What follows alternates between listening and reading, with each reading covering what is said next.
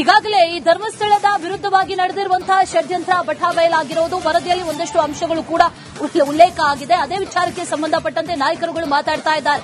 ಯಾರೇ ತಪ್ಪು ಮಾಡಿದ್ರೂ ಕ್ರಮ ಆಗೇ ಆಗುತ್ತೆ ಅಂತ ಗೃಹ ಸಚಿವರು ಒಂದು ಕಡೆಯಲ್ಲಿ ಹೇಳ್ತಾ ಇದ್ರೆ, ಈ ಬುರುಡೆ ಗ್ಯಾಂಗ್ಗೆ ಹಣ ಸಹಾಯ ಮಾಡಿರೋರು ಯಾರು, ಆ ತಿಮಿಂಗಿಲ ಯಾರು ಅಂತ ಹೊರಗೆ ಬರಬೇಕು ಅಂತ ಹೇಳಿದ್ದಾರೆ. ಆರ್ ಅಶೋಕ್ ಆಗ್ರಹ ವ್ಯಕ್ತಪಡಿಸಿದ್ದಾರೆ.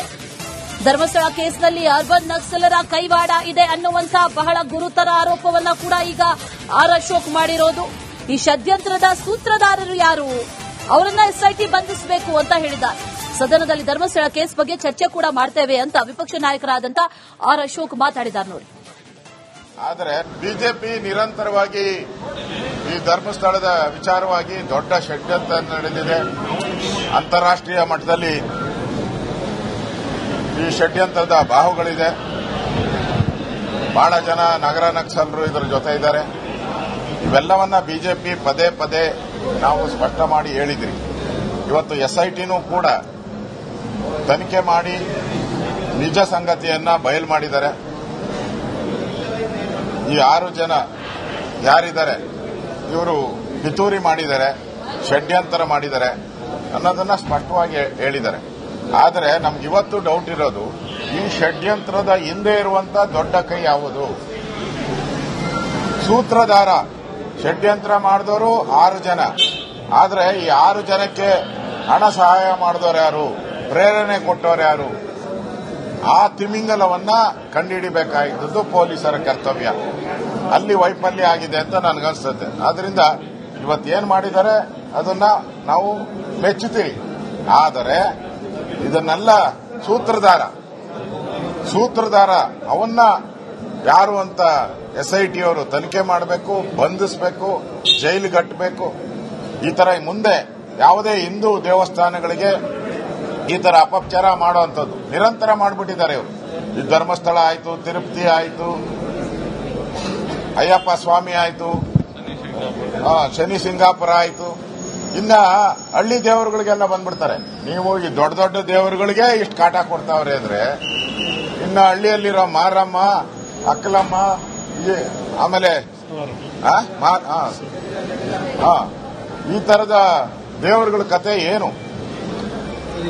ಅದರಿಂದ ಮಾಡಲಿ, ಅವರು ಮೊನ್ನೆ ಮಾಡಿದ್ರೆ ನಾವು ಮಾಡೇ ಮಾಡ್ತೀರಿ.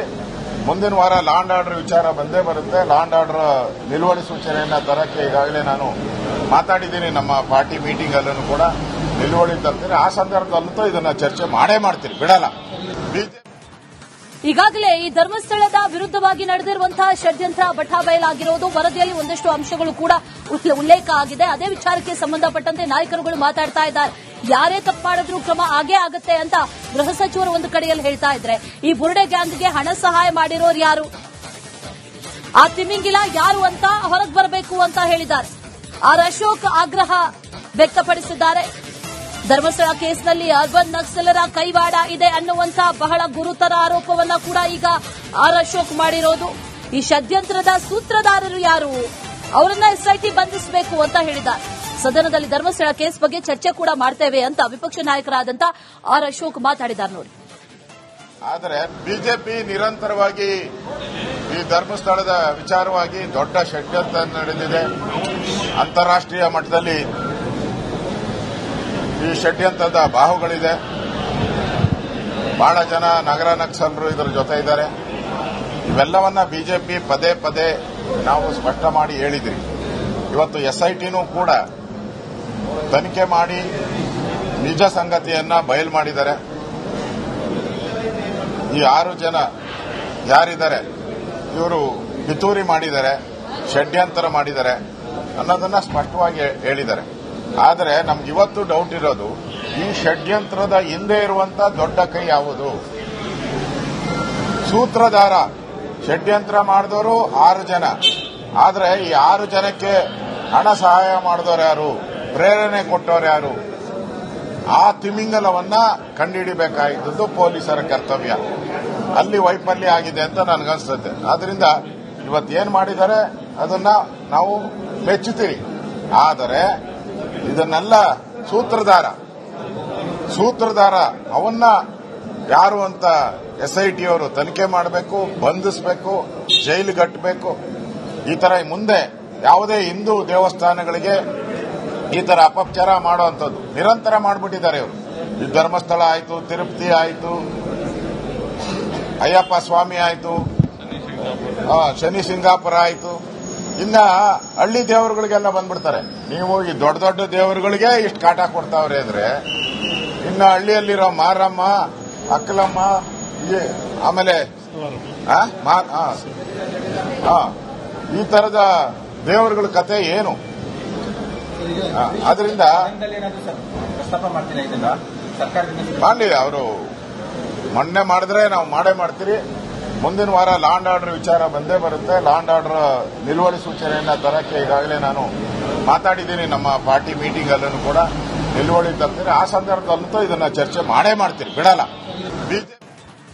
ಈಗಾಗಲೇ ಈ ಧರ್ಮಸ್ಥಳದ ವಿರುದ್ಧವಾಗಿ ನಡೆದಿರುವಂತಹ ಷಡ್ಯಂತ್ರ ಬಟಾಬಯಲಾಗಿರುವುದು ವರದಿಯಲ್ಲಿ ಒಂದಷ್ಟು ಅಂಶಗಳು ಕೂಡ ಉಲ್ಲೇಖ ಆಗಿದೆ. ಅದೇ ವಿಚಾರಕ್ಕೆ ಸಂಬಂಧಪಟ್ಟಂತೆ ನಾಯಕರುಗಳು ಮಾತಾಡ್ತಾ ಇದ್ದಾರೆ.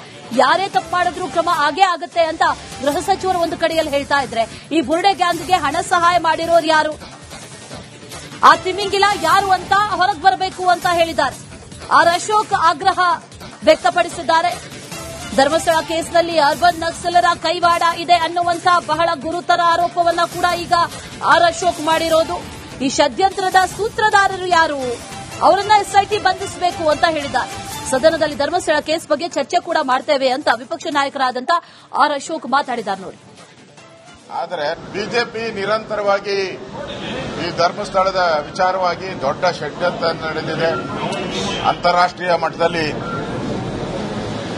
ಈ ಷಡ್ಯಂತ್ರದ ಬಾಹುಗಳಿದೆ. ಬಹಳ ಜನ ನಗರ ನಕ್ಸಲರು ಇದರ ಜೊತೆ ಇದ್ದಾರೆ. ಇವೆಲ್ಲವನ್ನ ಬಿಜೆಪಿ ಪದೇ ಪದೇ ನಾವು ಸ್ಪಷ್ಟ ಮಾಡಿ ಹೇಳಿದ್ರಿ. ಇವತ್ತು SITನೂ ಕೂಡ ತನಿಖೆ ಮಾಡಿ ನಿಜ ಸಂಗತಿಯನ್ನ ಬಯಲು ಮಾಡಿದ್ದಾರೆ. ಈ 6 ಜನ ಯಾರಿದ್ದಾರೆ ಇವರು ಪಿತೂರಿ ಮಾಡಿದ್ದಾರೆ, ಷಡ್ಯಂತರ ಮಾಡಿದ್ದಾರೆ ಅನ್ನೋದನ್ನ ಸ್ಪಷ್ಟವಾಗಿ ಹೇಳಿದ್ದಾರೆ. ಆದರೆ ನಮ್ಗಿವತ್ತು ಡೌಟ್ ಇರೋದು, ಈ ಷಡ್ಯಂತ್ರದ ಹಿಂದೆ ಇರುವಂತ ದೊಡ್ಡ ಕೈ ಯಾವುದು? ಸೂತ್ರಧಾರ ಷಡ್ಯಂತ್ರ ಮಾಡಿದವರು 6 ಜನ. ಆದರೆ ಈ 6 ಜನಕ್ಕೆ ಹಣ ಸಹಾಯ ಮಾಡಿದವರು ಯಾರು, ಪ್ರೇರಣೆ ಕೊಟ್ಟವರು ಯಾರು? ಆ ತಿಮಿಂಗಲವನ್ನ ಕಂಡುಹಿಡಿಬೇಕಾಗಿದ್ದು ಪೊಲೀಸರ ಕರ್ತವ್ಯ. ಅಲ್ಲಿ ವೈಫಲ್ಯ ಆಗಿದೆ ಅಂತ ನನಗನ್ಸುತ್ತೆ. ಆದ್ರಿಂದ ಇವತ್ತೇನು ಮಾಡಿದ್ದಾರೆ ಅದನ್ನ ನಾವು ಮೆಚ್ಚುತ್ತೀವಿ. ಆದರೆ ಇದನ್ನೆಲ್ಲ ಸೂತ್ರಧಾರ ಅವನ್ನ ಯಾರು ಅಂತ SIT ಅವರು ತನಿಖೆ ಮಾಡಬೇಕು, ಬಂಧಿಸಬೇಕು, ಜೈಲಿಗೆ ಕಟ್ಟಬೇಕು.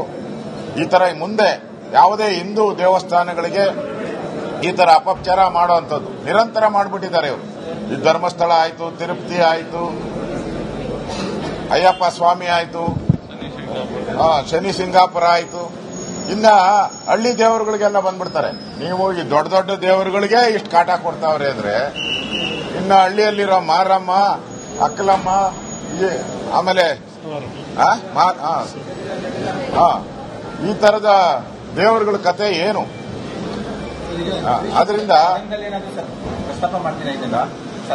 ಮಾಡಲಿ, ಅವರು ಮೊನ್ನೆ ಮಾಡಿದ್ರೆ ನಾವು ಮಾಡೇ ಮಾಡ್ತೀರಿ. ಮುಂದಿನ ವಾರ ಲಾ ಅಂಡ್ ಆರ್ಡರ್ ವಿಚಾರ ಬಂದೇ ಬರುತ್ತೆ. ಲಾ ಅಂಡ್ ಆರ್ಡರ್ ನಿಲುವಳಿ ಸೂಚನೆಯನ್ನ ತರಕ್ಕೆ ಈಗಾಗಲೇ ನಾನು ಮಾತಾಡಿದ್ದೀನಿ. ನಮ್ಮ ಪಾರ್ಟಿ ಮೀಟಿಂಗ್ ಅಲ್ಲೂ ಕೂಡ ನಿಲುವಳಿ ತರ್ತೀನಿ. ಆ ಸಂದರ್ಭದಲ್ಲಂತೂ ಇದನ್ನ ಚರ್ಚೆ ಮಾಡೇ ಮಾಡ್ತೀರಿ, ಬಿಡಲ್ಲ.